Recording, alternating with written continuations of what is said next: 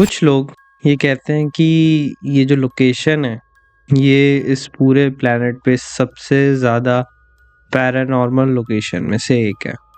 कुछ लोग इस चीज़ को झूठ भी मानते हैं या कुछ लोग इसको एक साइंटिफिक नज़रिए से भी देखते हैं। कईयों का मानना है कि इस लोकेशन पे जो है एक डिफरेंट दुनिया का पोर्टल खुलता है और एलियंस आते हैं।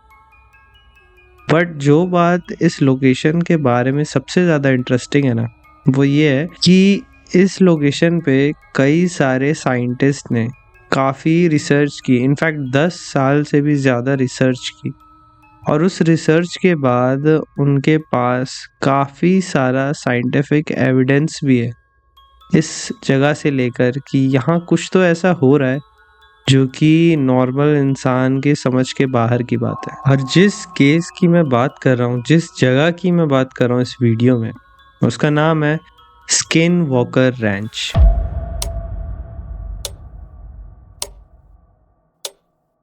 तो अगर मैं शॉर्ट में बताऊँ ना, तो इस रैंच के बारे में स्टोरी ये है कि एक फैमिली होती है जो इस रैंच में मूव करती है, रहने आती है। फ्रॉम डे वन उस फैमिली के साथ बहुत सारी अजीब अजीब चीज़ें होने लग जाती हैं, जैसे कि उनका सामान कुछ अपने आप गायब होने लग जाता है, उनके जो पालतू जानवर होते हैं वो अपने आप गायब हो जाने लगते हैं, या फिर उनको रात में आसमान में अजीब अजीब तरह की रोशनी दिखाई देती है, अजीब क्रिएचर्स की झलकें उन्हें दिखाई देने लग जाती है। तो जब ये सारी चीज़ें उस फैमिली के बस से बाहर हो जाती हैं, मतलब वो बिल्कुल परेशान हो जाते हैं इन सब से, तो वो वहाँ के लोकल न्यूज़ को इन्फॉर्म करते हैं इस बारे में। फिर न्यूज़ से धीरे धीरे ये जो खबर होती है ये फैल जाती है, और जब ये बात एक बिलियनियर को पता चलती है, एक ऐसा बिलियनियर वहाँ का जो बहुत ऑब्सेस था पैरानॉर्मल चीज़ों को लेके, तो वो उस प्रॉपर्टी को ख़रीदता है और फिर अपनी पूरी साइंटिस्ट की टीम को वहाँ बिठाता है, लाखों के कैमरेज लगाता है, ताकि वो पता लगा सके कि जो क्लेम इस जगह के बारे में किए गए हैं, ना सिर्फ इस फैमिली के थ्रू बल्कि इससे पहले रहने वाले लोगों के थ्रू भी जो क्लेम यहाँ किए गए हैं, क्या वो सच है। यूटा जगह के सबसे नॉर्थ ईस्टर्न साइड में एक बहुत ही बड़ा रैंच है। ये रैंच करीब करीब 500 एकड़ में फैला हुआ है, पूरा रेगिस्तान है, और इसी रैंच का नाम है स्किन वॉकर रैंच। जो मैंने इस लैंड के बारे में पढ़ा है इंटरनेट पे, उसके हिसाब से ये जो स्किन वॉकर रैंच है ये 1800 से 1900 के बीच में बना था, और जिस जगह पर ये रैंच बना हुआ है ना, वो जगह कर्स्ड मानी जाती है, यानी वो जगह श्रापित है। अगर मैं आपको इस जगह के कर्ज के बारे में बताऊं, इसकी हिस्ट्री के बारे में बताऊं, तो बहुत टाइम पहले यहाँ पे एक नावाजो नाम की ट्राइब रहती थी, और उनका झगड़ा हो गया था यूट्स नाम की नेटिव अमेरिकन ट्राइब के साथ। ये जो यूट्स ट्राइब थी ना, ये बहुत ही ज़्यादा बदमाश टाइप की ट्राइब थी। ये हर जगह जाते थे और दूसरे ट्राइब के लोगों को ज़बरदस्ती पकड़ के बेच दिया करते थे। ह्यूमन ट्रैफिकिंग होती थी यहाँ पे। तो जब ये यूट्स लोग ये नावाजो ट्राइब के लोगों की ज़मीन के पास आए, तो उनके साथ दुश्मनी करके ये लोग नावाजो लोगों के साथ भी यही सब करने लग गए। उन्हें बंदी बनाते थे और उन्हें बेच दिया करते थे। इस सब के बाद नावाजो ट्राइब का रहना वहाँ पे बहुत मुश्किल हो गया, तो उन्होंने डिसाइड किया कि वो अपनी ही ज़मीन को छोड़कर वहाँ से चले जाएंगे। बट जाते जाते नावाजो ट्राइब ने क्या किया ना, उस लैंड को एक कर्ज दिया। वो कर्ज ये था, वो श्राप ये था कि जो भी यहाँ पर रहेगा वो कभी खुश नहीं रह पाएगा, और उसी श्राप को हम स्किन वॉकर कर्ज के नाम से भी जानते हैं। अगर आप ये वीडियो देख रहे हो तो आई एम श्योर आप जानते होगे कि स्किन वॉकर दिखते कैसे हैं या होते क्या हैं, और अगर आप नहीं जानते तो मैं आपको थोड़ा सा बता देता हूँ कि स्किन वॉकर होते हैं ना, बहुत ही लंबी हाइट के एक वॉक करने वाले प्रेडेटर एनिमल की तरह दिखते हैं। बेसिकली कहानियों के हिसाब से कुछ विचेस होती हैं जो कि ऐसे अपना भेस बदल लेती हैं, और वहाँ उस एरिया के आसपास जो भी प्रेडेटर एनिमल होते हैं, चाहे कोई वुल्फ हो या फॉक्स हो, वो उसकी स्किन को पहनकर वहाँ रहने वाले लोगों को सताते हैं, डराते हैं, या उन्हें किसी भी तरह का चोट पहुँचाते हैं। तो होता ये है हमारी कहानी में कि 1994 में टेरी और ग्वेन नाम के दो कपल्स फाइनली इस रैंच को परचेज कर लेते हैं, इस स्किन वॉकर रैंच को परचेज करते हैं। और उन्हें ये जो रैंच है ये काफ़ी सस्ते कीमत पे मिल जाता है, क्योंकि ऐसी अफ़वाह पहले से ही फैली हुई थी कि ये जो जगह है वो श्रापित है और कोई भी इसे खरीदना नहीं चाह रहा था। 500 एकड़ जितनी बड़ी जगह उन्हें सस्ते में मिल जाती है और कहीं ना कहीं ग्वेन और टेरी को इस जगह की बहुत ज़रूरत भी होती है, क्योंकि ये जो कपल होता है ना, ये पशुपालन के बिजनेस में होता है। पशुपालन मतलब कि गाय भैंस बकरियां ये सब पालना, और इसके लिए इनको काफ़ी बड़ी जगह की ज़रूरत होती है। कहानी में आगे होता ये है कि जब ये टेरी और ग्वेन अपना शिफ्ट कर रहे होते हैं इस रेंच में, और उस दिन इनकी फैमिली के बाकी लोग इनकी मदद कर रहे होते हैं शिफ्ट करने में, तो जो टेरी होता है, जो हस्बैंड होता है, वो शिफ्ट करते करते ना अपने घर की खिड़की से, उस रेंच के जो घर होता है उसकी खिड़की से बाहर उसकी नज़र जाती है और वो देखता है कि लगभग 100 या 150 यार्ड दूर एक काला सा बहुत ही भयानक वुल्फ उसे दिखाई देता है। अब ये जो वुल्फ है ना, टेरी को ऐसा लगता है कि ये वुल्फ शायद 2 या 3 गुना बड़ा है किसी भी नॉर्मल वुल्फ से, बट उसे यकीन नहीं होता क्योंकि ये तो बिल्कुल इम्पॉसिबल चीज़ है। वो देखता है और ये वुल्फ ना अपनी पूंछ हिलाते हिलाते एक स्नेक के तरह इधर उधर रोम करते हुए मूव कर रहा होता है और धीरे धीरे उनकी तरफ ही बढ़ रहा होता है। वेल टेरी जो होता है वो बताता है बाद में कि उसे ये चीज़ देख के डर नहीं लग रहा था, क्योंकि उसका काम ही ऐसा था कि प्रेडेटर एनिमल आसपास ही घूमते थे, बट उसे अपनी आंखों पर भरोसा नहीं हो रहा था कि कोई भी जो वुल्फ है वो इतना बड़ा कैसे हो सकता है। उसे लगता है कि शायद ये उसका भ्रम है। वेल उसका भ्रम टूटता ज़रूर है। बाद में जब धीरे धीरे वो वुल्फ आगे को बढ़ता है और वो उस रेंच के 100 यार्ड दूर बने एक बाउंड्री के पास पहुंचता है, एक लकड़ी के बाउंड्री के पास पहुंचता है, तो टेरी को ये बात बहुत अच्छे से पता होती है कि ये जो बाउंड्री है ना ये 6 फीट लंबी है और वो जो वुल्फ था उस बाउंड्री के बराबर हाइट का था। उससे टेरी को ये बात पता चलती है कि ये 6 फीट ऊंचा वुल्फ है भाई। वो वुल्फ उस बाउंड्री को एक जंप में पार करता है और धीरे धीरे रोम करते हुए उनकी तरफ बढ़ रहा होता है। टेरी अपने फादर को ये बात बताता है, अपने घर के सभी लोगों को बताता है और सब लोग एक टक उधर ही देख रहे होते हैं। वेल एक बहुत ही वियर्ड चीज़ होती है यहाँ पे। उस फैमिली के जिस भी इंसान से बाद में ये बात पूछी गई कि आपने इतने भयानक वुल्फ को अपने पास आते हुए देखा जो कि हाइट में 6 फीट था, तो आप भागे क्यों नहीं या आपने इधर उधर कुछ सामान क्यों नहीं उठाया उस पर हमला करने के लिए। तो उन लोगों ने सबने एक ही चीज़ बताई कि उस वुल्फ को देखकर ना उन्हें बिल्कुल भी ऐसा डर की भावना अपने अंदर नहीं आ रही थी। उन्हें बिल्कुल भी डर नहीं लग रहा था, पता नहीं क्यों, जैसे कि वो सबके सब एक साथ हिप्नोटाइज हो गए हो। वेल वो वुल्फ धीरे धीरे उस फैमिली के पास पहुंचता है और टेरी के फादर के ठीक सामने खड़ा हो जाता है। टेरी के फादर बताते हैं कि जब वो उनके सामने खड़ा हुआ तो वो अपना हाथ ऐसे उसके सर पे रखते हैं और उसे किसी कुत्ते की तरह ही सहला रहे होते हैं, और वो जो वुल्फ भी होता है ना वो किसी भी तरीके का आक्रामक रूप नहीं लेता उस टाइम पे। वो भी बहुत ही फ्रेंडली किसी नॉर्मल पेट डॉग की तरह ही बिहेव करता है। वहाँ पर टेरी के जो पालतू पशु होते हैं वहाँ पर वो भी होते हैं। तो एक गाय वहाँ अपने बांध से सर बाहर निकालकर ऐसे देख रही होती है। टेरी बताता है कि फिर वो जो वुल्फ होता है वो अपना सर जमीन पर रगड़ कर किसी पालतू कुत्ते की तरह बिहेव करके उसकी नज़र उस गाय पे पड़ती है। चंद सेकंड उसको देखकर वो वुल्फ एक जंप में उस गाय के पास पहुंचता है और एक ही वार में उस गाय का सर खा जाता है। टेरी बताता है कि जैसे ही ये इंसिडेंट हुआ वैसे ही जैसे उसका जो हिप्नोटाइज हो रखे थे वो सारे लोग, उनका भ्रम टूट जाता है और वो अपनी अपनी बंदूकें उठाते हैं और उस वुल्फ पे हमला करते हैं। वेल 6 फीट का ये वुल्फ, उस पर गोलियों का कोई असर नहीं हो रहा होता है। वो अभी भी उन लोगों पर तो हमला नहीं करता है, लेकिन वेल इतना बड़ा प्रेडेटर जानवर, टेरी को ये एहसास होता है कि ये उसके लिए इतनी खतरनाक बात है, क्योंकि वो तो जानवर पालने का ही काम करता है और कोई भी प्रेडेटर एनिमल अगर उसके जानवरों को ऐसे खाएगा तो ये तो उसके लिए एक बहुत बड़ा लॉस है। उसके बाद क्या होता है कि वो वुल्फ भाग जाता है वहाँ से, वापस दूर जंगलों में चला जाता है। ये सब देखने के बाद वो सारे लोग बहुत ही ज़्यादा शॉक हो जाते हैं।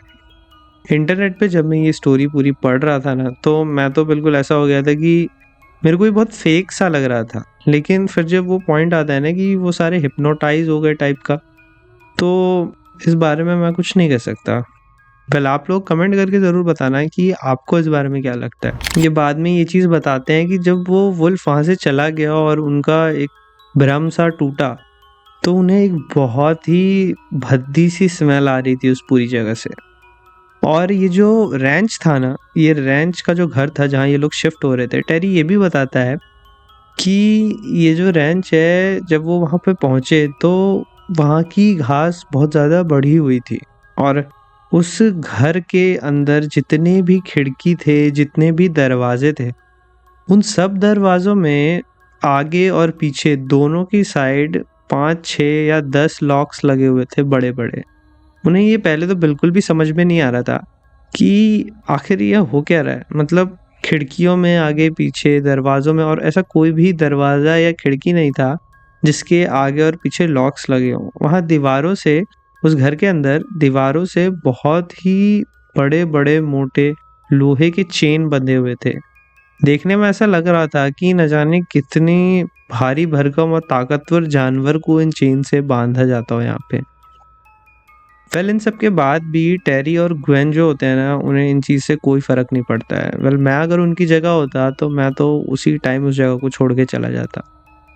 पर टेरी और ग्वेन, जिन्होंने अब इस जगह को ख़रीद लिया था और उन्हें कहीं न कहीं इसकी ज़रूरत भी थी, वो फ़ैसला करते हैं कि वो यहीं रहेंगे। वेल, जब इस वुल्फ ने वहाँ टेरी के गाय पर अटैक किया था, उसके बाद जब टेरी का भ्रम टूटता है, तो वो अपने बेटे को लेकर और एक बंदूक लेकर उस वुल्फ के पीछे जंगल में जाता है उसे मारने के लिए। क्योंकि इतना भयानक और इतना बड़ा एक प्रेडेटर एनिमल उसके रेंच के आसपास, ये उसके बिजनेस के लिए एक बहुत ही बुरी चीज़ थी। वो शाम में अपने बेटे के साथ जाता है उस जंगल में। उसे रास्ते पे उस वुल्फ के पैरों के बड़े-बड़े निशान भी दिख रहे होते हैं। बट जैसे ही वो उस निशान का पीछा कर रहा होता है, कुछ देर बाद अचानक ही वो जो पैरों के निशान होते हैं ना, वो एकदम से गायब हो जाते हैं। जैसे कि ये वुल्फ एक पॉइंट के बाद बिल्कुल छूमंतर हो गया हो, गायब हो गया हो। टेरी आसपास के एरिया में भी काफ़ी ढूंढता है उस जंगल में, लेकिन उसे कुछ भी नहीं मिलता है। फिर वो रात में अपनी बेटी के साथ घर वापस आ जाता है। वेल, जो भी मैंने आपको अभी ये वुल्फ का एनकाउंटर बताया ना, ये तो डे 1 की कहानी थी उस फैमिली की, उस रेंच में।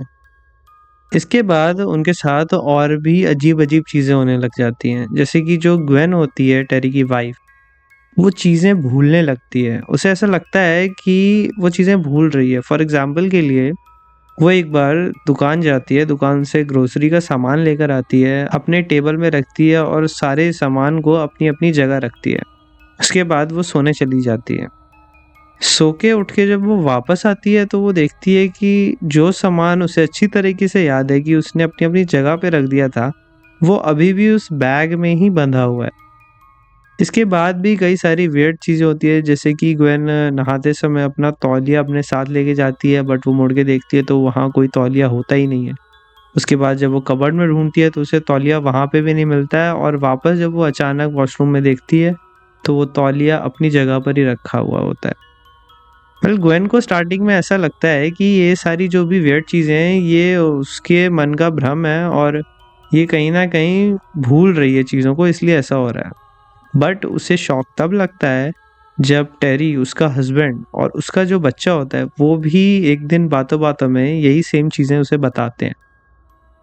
उसके बाद ग्वेन थोड़ा-सा तो डर ज़रूर जाती है। वेल, ये जो सारी चीज़ें उस फैमिली के साथ उस प्रॉपर्टी पे हो रही थी ना, ये यहीं ख़त्म नहीं होती हैं, ये और भी ज़्यादा वियर्ड होती चली जाती हैं। टेरी और ग्वेन जिस रैंच में रहते थे, वो 500 एकड़ जितना बड़ा था और वो पूरा आइसोलेटेड था। उसके आसपास भी दूर-दूर तक कुछ भी नहीं था। टेरी एक रात नोटिस करता है कि उसके घर के बाहर कुछ दूरी पे उसे लाइन से कुछ 7 या 8 रोशनी दिखाई दे रही होती है, रोशनी के बिंदु दिखाई दे रहे होते हैं। उसे ऐसा लगता है कि शायद ये कोई गाड़ी होगी जो अपना रास्ता भटक गई होगी, कोई आदमी अपना रास्ता भटक गया होगा। वेल, एक हफ्ते तक उन रोशनी को कंटिन्यू नोटिस करने के बाद टेरी को थोड़ा सा डाउट हो जाता है। उसे ऐसा लग रहा होता है कि शायद ये भी हो सकता है कि ये कोई हंटर्स का ग्रुप हो और वो उसकी प्रॉपर्टी में उसके जानवर चुराने के लिए आ रहे हो। इस बात को सोचकर टेरी बहुत ज़्यादा गुस्सा हो जाता है। वो अपना टूल उठाता है, अपनी गन उठाता है और रात के अंधेरे में उन लाइट्स की तरफ बढ़ना शुरू करता है। एक बहुत ही वियर्ड चीज़ होती है टेरी के साथ। जैसे-जैसे वो उस लाइट की तरफ बढ़ रहा होता है ना, वो लाइट धीरे-धीरे उससे दूर जाती होती है और फिर जब वो दौड़ने लग जाता है उस लाइट की तरफ, वो लाइट एकदम से ब्लिंक होके आसमान में उड़ के गायब हो जाती है। टेरी ये चीज़ देख के बिल्कुल दंग रह गया था कि आखिर ये हो कैसे सकता है। उसके पास कोई माइंड में आंसर ही नहीं आ रहा था इस चीज़ को लेके कि ये था क्या जो उसने देखा अभी-अभी। कुछ दिनों बाद क्या होता है कि टेरी के जो गाय होते हैं, जो उसके पालतू जानवर होते हैं, वो गायब होने लग जाते हैं एक-एक करके। ये बात देखकर अब टेरी को और भी ज़्यादा डर लगने लग गया था, क्योंकि उसके जो परिवार का पालन-पोषण था, ये सब इसी चीज़ पे निर्भर करता था। तो टेरी डिसाइड करता है कि वो पता लगाएगा कि आखिर यहाँ हो क्या रहा है। वो रात में झाड़ियों के पीछे छुपकर अपनी बंदूक के साथ बैठता है और डिसाइड करता है कि आज वो रात भर जाग के देखेगा कि आखिर वो क्या चीज़ है जो इसके गाय को गायब कर रही है, यहाँ से इसके जानवरों को चुरा रही है। कुछ देर के बाद आधी रात के टाइम पे टेरी को दिखाई देता है कि दूर जंगलों में पेड़ों के पीछे एक बहुत तेज रोशनी चमक रही होती है। ये रोशनी एक तश्तरी टाइप की चीज से आ रही होती है। टेरी ये बात बताता है। ये किसी तरह का फाइटर जेट लग रहा था उसे, बट ये साइज में बहुत ज़्यादा छोटा था। इससे जो रोशनी निकल रही होती है वो उसके एनिमल्स की तरफ ही देख रही होती है। फिर टेरी इस जो भी ये चीज़ थी इसको अच्छे से देखने के लिए कि ये क्या है, डिसाइड करता है कि वो थोड़ा सा मूव करे। जब वो मूव कर रहा होता है ना, तो झाड़ियों में से उसके पैर से लगकर कुछ आवाज़ आ जाती है। वेल ये आवाज़ बहुत ही कम होती है, बट जैसे ही आवाज़ आती है वो जो भी चीज़ थी उसकी रोशनी सीधा टेरी के तरफ ही मुड़ जाती है और टेरी बिल्कुल स्टिल होता है उस टाइम पे। उसे बिल्कुल भी वो मतलब ब्लैंक हो गया होता है और उसे बिल्कुल भी समझ में नहीं आ रहा होता है कि वो क्या करे इस टाइम पे। ये जो तश्तरी होती है, ये भी जो भी चीज़ होती है, ये टेरी की तरफ देखती है और कुछ सेकंड के बाद एकदम से आसमान में उड़ के गायब हो जाती है। और एक बहुत ही वियर्ड चीज़ जो इस चीज़ के बारे में थी ना, जो टेरी बताता है, वो ये थी कि इसमें से किसी भी तरीके की साउंड नहीं आ रही थी। ये उड़ रहा था आसमान में और एकदम से आसमान में उड़ के गायब भी हो गया, बट इसमें से रत्ती भर भी साउंड नहीं आ रहा होता है। बात इतने पे ही ख़त्म नहीं होती है। कुछ दिनों बाद टेरी ये चीज़ बताता है कि जो गाय या जो जानवर उसकी प्रॉपर्टी से गायब होते थे ना, कुछ दिनों बाद वो वापस आ जाते थे, पता नहीं कहाँ से। और जब ये जानवर वापस आते थे गायब होके, तो इनके पूरे बॉडी पे अलग अलग जगह स्टिचेस के मार्क होते थे बड़े बड़े। ऐसा लगता था देखने में जैसे इन जानवरों पर किसी तरीके की सर्जरी की गई हो, इन्हें काटा गया हो और वापस से सील दिया गया हो। एक के बाद एक अजीबोगरीब चीज़ हो रही होती है उस प्रॉपर्टी में, वहाँ उस फैमिली के साथ। टेरी बताता है कि आधी रात को वो अपनी फैमिली के साथ जब सोता था, तो उन्हें साफ सुनाई देता था कि उनके घर के बाहर कोई अजीब सी एंटिटी चक्कर लगा रही है। और वो जो एंटिटी होती थी ना, वो एक या दो नहीं होती थी, उससे कहीं ज़्यादा होती थी क्वांटिटी में। और वो ये भी बताता था कि ये जो भी चीज़ थी, ये आपस में बातें भी करते थे किसी तरह की वियर्ड लैंग्वेज में, जो उसे या उसकी फैमिली को बिल्कुल समझ में नहीं आता था। एक रात टेरी बताता है कि उसे एक ऑरेंज कलर की रोशनी दिखती है आसमान में। उस रोशनी में जब वो अपने बंदूक के स्कोप से देखता है, तो उसे दिखाई देता है कि ये जो ऑरेंज कलर की रोशनी थी ना, इस रोशनी के बीच में एक नीला आसमान था। मतलब देखने में ये ऐसा लग रहा था कि जैसे ये किसी तरीके का पोर्टल हो। यहाँ बिल्कुल रात है और उसे साफ एक नीला आसमान दिखाई दे रहा था। फिर अचानक वो देखता है कि उस पोर्टल में से एक बहुत ही बड़ा और भयानक सा जानवर, अजीब तरीके का जानवर जिसे वो डिस्क्राइब भी नहीं कर सकता था, वो क्रॉल करते हुए उस पोर्टल से बाहर निकलता है और फिर उसके रैंच में घूमता है। ये सब देख के वो बहुत डर गया था। वो बताता था कि जब वो रात में सोते थे तो कभी कभी एक नीले रंग की रोशनी उनके घर के आसपास आती थी। और जब ये रोशनी उनके थोड़े नज़दीक आती थी ना, तो ये पूरी फैमिली के जो भी मेंबर्स होते थे ये बिल्कुल नम हो जाते थे। मतलब ये इनका अपनी बॉडी पे कंट्रोल नहीं रहता था। ये लोग बहुत ही ज़्यादा एंग्जाइटी फील करने लग जाते थे, बहुत ज़्यादा डर फील करने लग जाते थे इस सब के बाद। और जब वो रोशनी दूर चली जाती थी तो एकदम से इनकी जो एंग्जाइटी है, इनका जो डर था, वो एकदम से गायब हो जाता था। फिर टेरी बताता है कि एक रात क्या हुआ कि ये जो नीली रोशनी थी उनके घर के बहुत नज़दीक आ गई, और जब वो रोशनी वहाँ से जा रही थी तो उसके जो 3 गार्ड डॉग्स थे वो उसका पीछा करते हैं, भौंकते हुए उसके पीछे भागते हैं। फिर ये रोशनी भाग के जंगलों में चली जाती है। ये कुत्ते भी उस रोशनी का पीछा करते हैं, और कुछ टाइम बाद टेरी को जंगलों से अपने कुत्तों की चीखने की आवाज़ें आ रही होती हैं। ये आवाज़ें साफ सुनने में ऐसी लग रही थी कि जैसे उसके कुत्तों पर कोई हमला कर रहा है और वो चीख रहे हैं दर्द से। वेल, टेरी जब अगली सुबह अपने बेटे के साथ उस जंगल में जाता है अपने कुत्तों को ढूंढने के लिए, तो जिस पॉइंट पे वो वुल्फ के पैर के निशान गायब हो गए थे ना, उसी पॉइंट पे उसे 3 जगह 3 ऐश के ढेर मिलते हैं। वो देखने में साफ पता लग रहे थे कि उसके कुत्ते यहाँ पर पता नहीं कैसे एकदम से धुआं हो गए हो। इस सब के बाद टेरी बहुत डर जाता है। वो डिसाइड करता है कि अब वो 1 मिनट भी इस प्रॉपर्टी में नहीं रहेगा।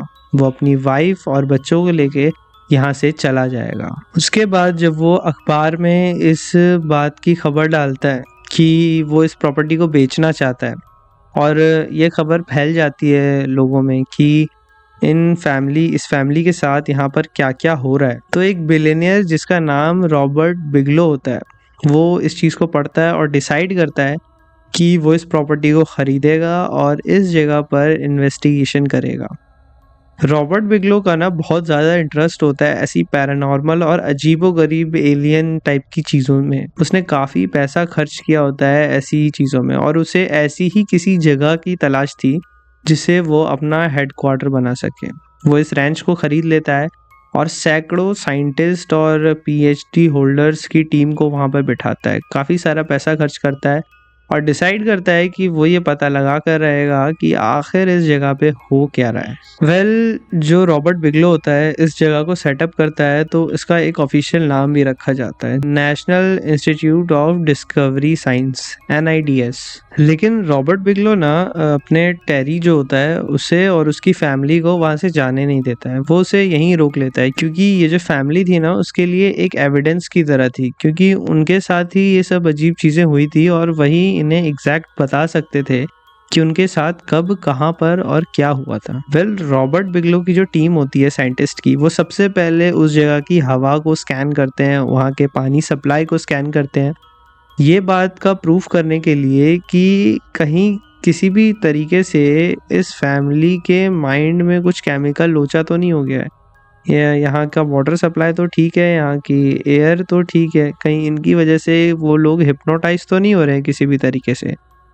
ये सारी टेस्टिंग करने के बाद उस साइंटिस्ट की टीम को ये पता लग जाता है कि नहीं, यहाँ का एयर, यहाँ की वाटर बिल्कुल ठीक है, और ये जो पूरी फैमिली है ये भी किसी भी तरीके से इनमें डिसऑर्डर नहीं है, ये बिल्कुल ही नॉर्मल लोग हैं। वेल, ये जो ऑर्गेनाइजेशन वहाँ पर होती है NIDS, इनको पहले साल में तो वहाँ पे ज़्यादा कुछ अजीब दिखता नहीं है, बट एक चीज़ होती है कि इनको ना वहाँ पर एक चीज़ का एहसास हो जाता है कि कुछ तो अजीब है इस जगह से रिलेटेड। 1 साल बीत जाता है NIDS की टीम को वहाँ पर, और उन्हें कुछ भी ऐसा अजीब सा महसूस ज़रूर हुआ था, लेकिन कोई प्रूफ नहीं था उनके पास अभी तक।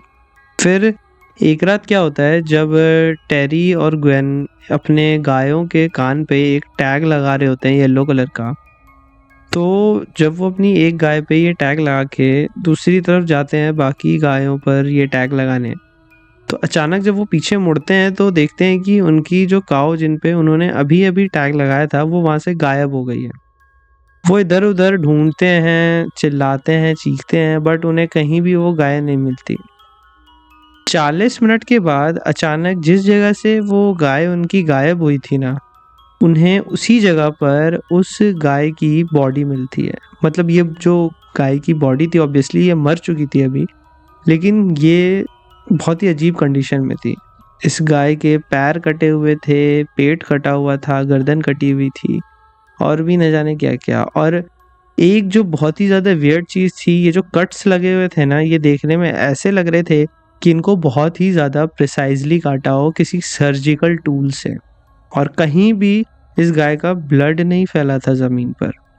और जिस कान में उस गाय के टैग लगा था, वो कान भी गायब था। टेरी और ग्वेन ज़ोर से चिल्लाते हैं और साइंटिस्ट की पूरी टीम वहाँ पर आ जाती है। वो भी इस चीज़ को विटनेस करते हैं जो वहाँ पे हुई थी, और उसके बाद NIDS की जो पूरी ऑर्गेनाइजेशन होती है वो समझ जाती है कि इस जगह पे कुछ तो ऐसा है जो उनकी समझ से बाहर का है। जैसे ही ये जो पूरी साइंटिस्ट की टीम होती है और टेरी और ग्वेन होते हैं ना, ये अपने उस काऊ को देखकर वहां से अब वापस जा रहे होते हैं। अचानक टेरी को जंगलों में पेड़ों के पीछे एक बहुत ही बड़ा वियर्ड सा जानवर दिखाई देता है। वो चिल्लाकर कहता है और इशारा करता है उस तरफ। जो भी वहाँ साइंटिस्ट थे, जो भी वहाँ लोग थे, वो सब उस तरफ देखते हैं और उन सब को वहाँ पर एक बहुत ही बड़ा वुल्फ दिखाई दे रहा होता है। टेरी बताता है कि ये वही वुल्फ था जिसे उसने पहले दिन देखा था जब वो वहाँ पर आया था।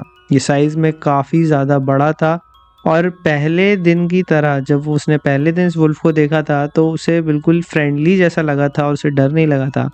बट इस बार जब इसने उस वुल्फ को देखा तो उसकी हालत ख़राब हो गई इसे देख के। उसे देखने में ऐसा साफ साफ लग रहा था कि ये जो वुल्फ है ये इस बार बिल्कुल भी फ्रेंडली नहीं है उसके साथ। इसके कुछ टाइम बाद ही वो वुल्फ वहाँ से चला जाता है, और ठीक वैसी ही स्मेल अजीब सी जो पहले दिन टेरी को उस वुल्फ के जाने के बाद आई थी, वैसी ही स्मेल वहाँ सभी लोगों को वहाँ आ रही होती है। इस घटना के बाद उस साइंटिस्ट की जो पूरी टीम होती है वो आई विटनेस होती है इस जगह को लेके कि यहाँ क्या क्या हो रहा है। बट जब भी जो भी ये सिनेरियो उस टाइम पे हो रहा था ना, इनमें से किसी के पास ये आइडिया नहीं था, या ये जो भी साइंटिस्ट की टीम थी ये बाद में बताती है कि जैसे उनका दिमाग उस पॉइंट के लिए बिल्कुल ब्लैंक हो गया था। किसी को ये ध्यान ही नहीं रहा कि उन्हें अपने कैमराज उठाने हैं। बात मैं कर रहा हूँ 1996 या 1997 के बीच की, और उस टाइम पे ऐसे सेलफोन नहीं हुआ करते थे जिसे आप उठा के तुरंत रिकॉर्ड कर लो। उस टाइम पे बड़े बड़े कैमराज होते थे जिनको स्टार्ट करने में भी थोड़ा टाइम लग जाता था। और इस घटना के बाद वो जो पूरी साइंटिस्ट की टीम होती है, NIDS की ऑर्गेनाइजेशन होती है, वहाँ पे वो डिसाइड करती है कि अब वो इस जगह को अच्छी तरीके से स्कैन करने वाले हैं कि यहाँ हो क्या रहा है। इन सभी घटनाओं के बाद कई बार वो जो भी साइंटिस्ट वहाँ काम करते थे वो वहाँ अजीब अजीब चीज़ें नोटिस करते थे। वो ये बात रिपोर्ट करते थे कि कई बार अचानक उनके कंपास जो होते हैं वो काम करना बंद कर देते हैं। उन्हें वहाँ कई बार अचानक वैसी ही अजीब सी स्मेल आने लग जाती थी जब वो उस वुल्फ के डिसअपीयर होने पे आई थी। इसके कुछ टाइम बाद क्या होता है, 1998 में अचानक NIDS की टीम को वहाँ वही ऑरेंज कलर का पोर्टल दिखता है जो पहले टेरी को दिखा था। उन्हें वैसे ही उस पोर्टल में से एक बहुत ही बड़ी चीज़ क्रॉल करते हुए बाहर निकल के दिखती है। उसके बाद इंटरनेट पे जो इन्फॉर्मेशन है इस चीज़ के बारे में वो यही है कि ये जो भी चीज़ क्रॉल करके निकली थी वो उन साइंटिस्ट को एक झलक देखती है और दौड़ते हुए दूर किसी माउंटेन पे चली जाती है। ये जो NIDS की टीम थी वो वहाँ पे साल 2004 तक रही, और इस घटना के बाद, इस पोर्टल वाली घटना के बाद वहाँ से ऐसा कोई मेजर सिग्निफिकेंट डाटा बाहर नहीं आया लोगों के बीच।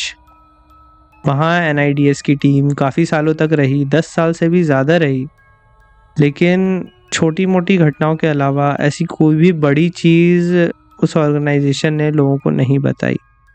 आपको क्या लगता है कि क्या उन्हें ऐसा कुछ बड़ा मिल गया होगा वहाँ पे? क्योंकि वहाँ तो ढेरों साइंटिस्ट की टीम थी, या हो सकता है कि उन्हें वहाँ पे कुछ भी ना मिला हो।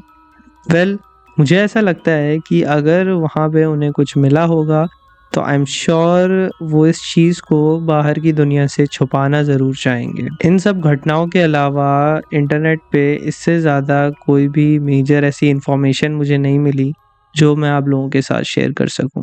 अगर आपको ये वीडियो पसंद आई हो तो कमेंट करके ज़रूर बताएं, और ये भी बताएं कि इस तरह की वीडियो आपको और चाहिए या नहीं। तो दोस्तों, मैं हूं सुधांशु चौधरी और ये थी एक वीडियो स्किन वॉकर रैंच से रिलेटेड घटनाओं पे, जो कि इंटरनेट पे या अलग अलग जगहों पे उपलब्ध है। अगर आपको ये वीडियो पसंद आई हो, चैनल को सब्सक्राइब ज़रूर करें। जय हिंद।